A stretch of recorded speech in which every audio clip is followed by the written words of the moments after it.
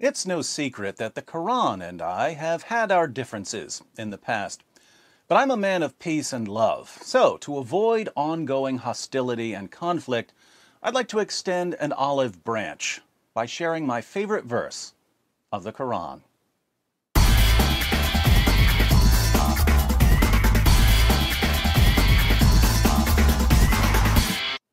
You might think that my favorite Quran verse is the verse I quote most frequently, Surah 9, verse 29, where Allah commands Muslims to violently subjugate Jews and Christians.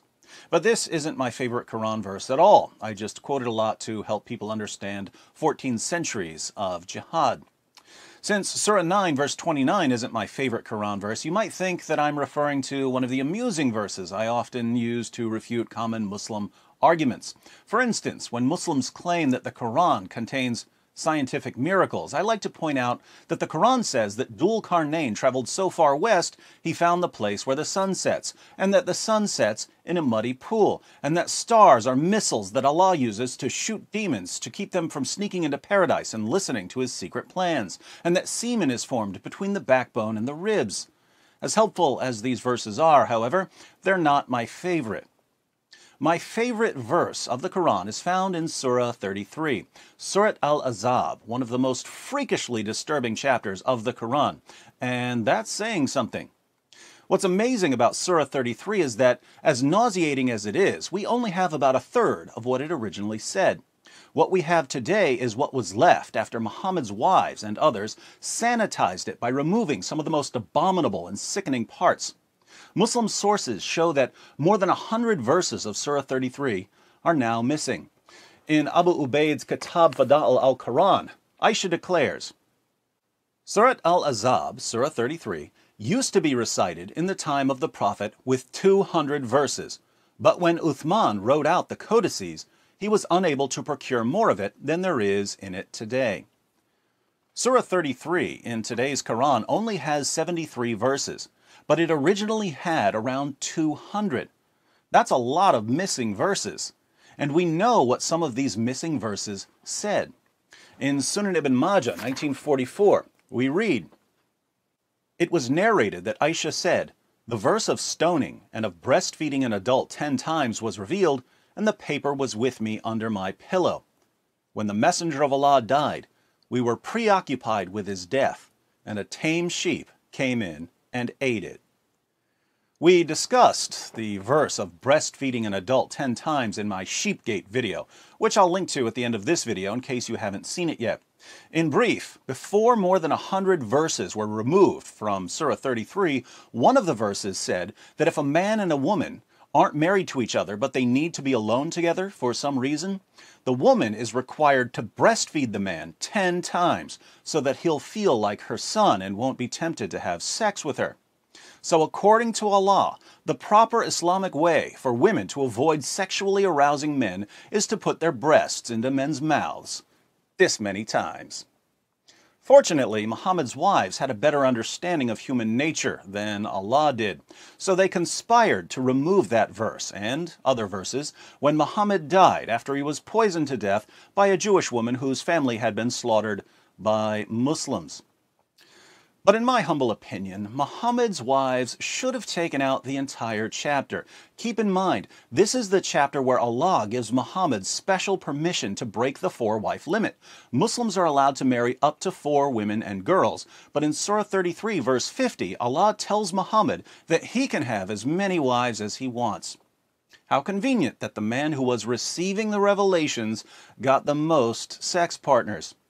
This is also the chapter where Allah orders Muhammad to marry the wife of his own adopted son after Muhammad causes the divorce by lusting after her. Since marrying the divorced wife of your own adopted son was frowned upon in 7th century Arabia, Allah decided to abolish adoption in Surah 33, verses 4 to 5. Adoption, of course, is one of the most loving, humane practices in human history, and Allah abolishes it so that Muhammad can have the wife of his own adopted son. Anywho, this utterly detestable chapter is the chapter that contains my favorite Quran verse. My favorite verse of the Quran is Surah 33, verse 53. Surah 33, verse 53 is my favorite verse because it shows beyond any rational doubt what the Quran really is. The historical background of the verse is that Muhammad would sometimes invite people to one of his many houses for dinner, but people would show up early or stay late because they wanted to talk to him and ask him questions. Muhammad didn't want these people hanging around, but he was too shy to tell them that they were annoying him.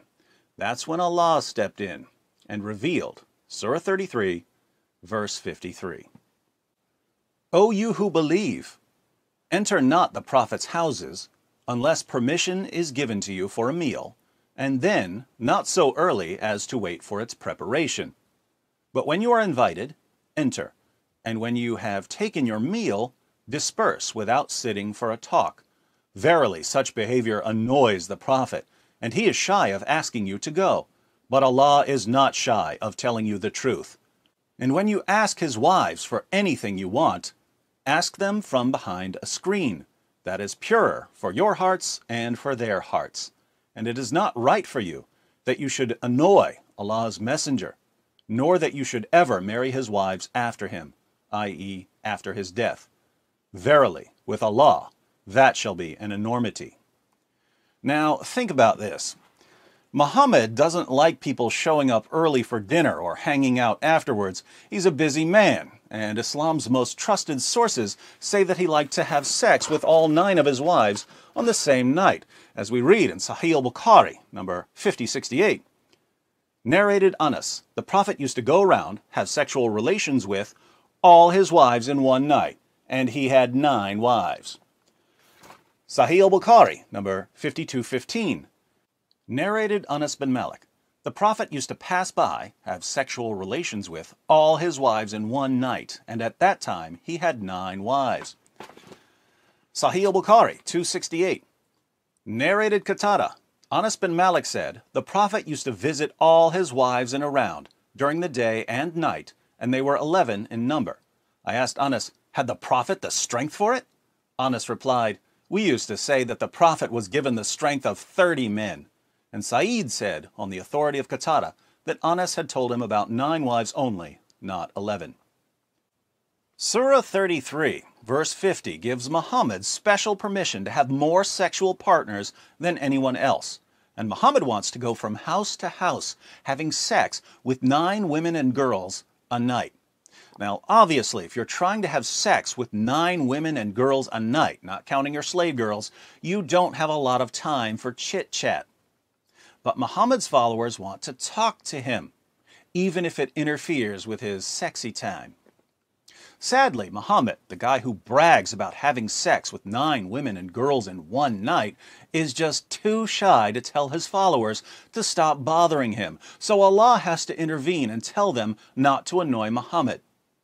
Keep in mind, Muhammad is the one who's receiving these revelations. One day, Muhammad steps out and says, guys, I have a revelation from Allah. This is Allah talking, not me. I wouldn't say any of this, but Allah will. Remember just 3 verses ago when Allah gave me and me alone the right to have more sexual partners than any of you gullible stooges? Well, now Allah wants you to stop coming over to my house early, and He wants you to leave as soon as dinner's over. Again, I wouldn't say any of this. I'm just too shy. But Allah's not shy. He wants all of you to stop annoying me, stop talking me to death, stop asking me questions when I've got better things to do than spend my evenings with people who are too stupid to see what's going on here. How can Muhammad make it any clearer what Allah really is in Islam? Allah is Muhammad's sock puppet, whose primary goal is to give Muhammad everything he wants. Why is Allah so obsessed with giving Muhammad, the puppet master, whatever he wants? Because Allah's a sock puppet, and that's what sock puppets do. You Muslims bow down 5 times per day to Muhammad's sock puppet. And when we ask how you can possibly believe that this is the true religion, you say ridiculous things like, oh, the Quran's been perfectly preserved, and the Quran's filled with scientific miracles. Why do you say these things? Is it because you've studied the Quran and its history? Of course not. If you took the time to study, you'd know better. You believe that the Quran has been perfectly preserved and that the Quran contains scientific miracles because your leaders, your imams and sheikhs, the puppeteers, keep the puppet show going for you. But instead of getting mad at them for deceiving you, you get mad at me for telling you that you're being used and manipulated. Now, I'm sick of being the bad guy all the time, so I'm not going to tell you that you need to grow up and learn to study for yourself instead of mindlessly believing what your lying leaders tell you.